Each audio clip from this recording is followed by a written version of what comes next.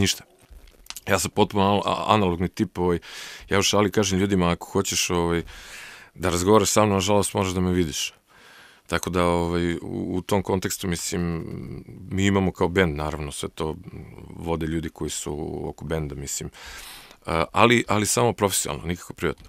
A privatno, niti mi pada na pamet, niti mi treba, niti mislim da to ima ikakvog smisla u životu. Mislim da će to dovesti do jedne tačke zasićenja da će ljudi pobudaliti potpuno.